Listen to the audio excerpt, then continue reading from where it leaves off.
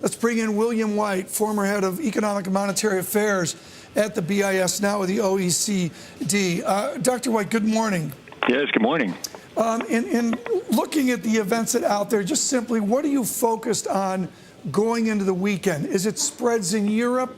Is it a weak dollar? What has William White's attention this weekend? Well, I think you'd have to be watching the spreads and what's happening here in Europe. They've certainly been moving around a lot.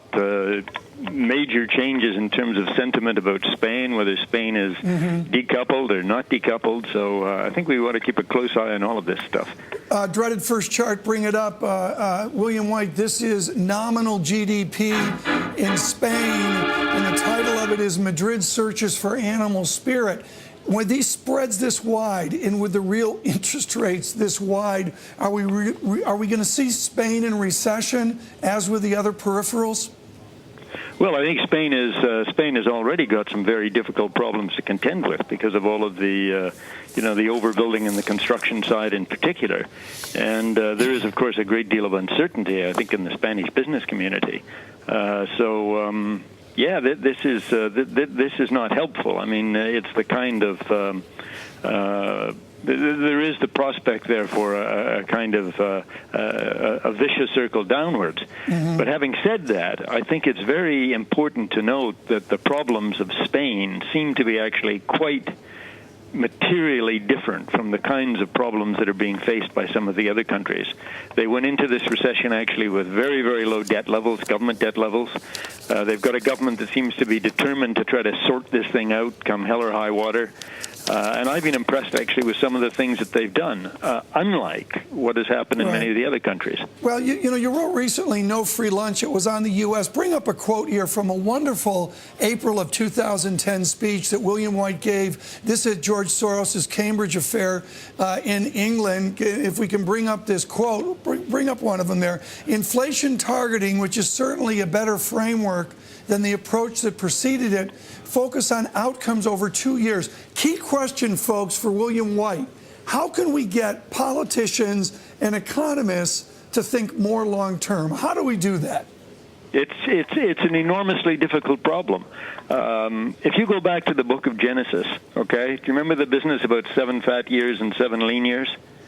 The people that wrote the Bible were aware of the fact that human nature has got this particular quirk. We do like to look short term, so it's a problem.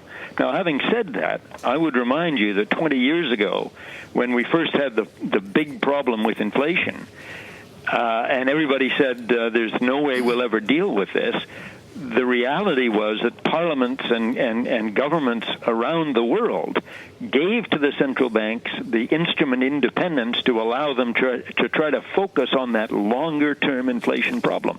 And I guess my contention would be we took that one important step. Now we've got to take another still more important step to start thinking about the still longer-term implications of printing money and granting credit in an indisciplined and on a wholesale basis. I think it's possible, but it's not going to be easy. And it took a crisis in the 1970s to get the democracies to do what they did. That crisis is critical, folks. That's a break exclusive. William White, quoting in economics, the book of Genesis this week of Passover and Easter. Absolutely remarkable. Here we go, William White. Elites and markets differ on Portugal. Portugal, German spread, it could be a CDS. In this way, it's interest rates. And I really want you to focus, folks. Look at the moonshot in the upper right corner as the spreads widen out. William White, what would you like to see this weekend in Europe? What would you like Frankfurt to do? What would you like Brussels to do? What would you like Basel to do at BIS? Well, look at this problem is one of long-standing, and it has deep sort of structural and institutional roots. And the reality is this thing's not going to be sorted out over any single weekend. But my sense of what's going on here is that there is a reasonable chance, and the markets certainly seem to think it, that this is not a liquidity problem for the three peripherals, not the four. It's not a liquidity problem. It's a solvency problem.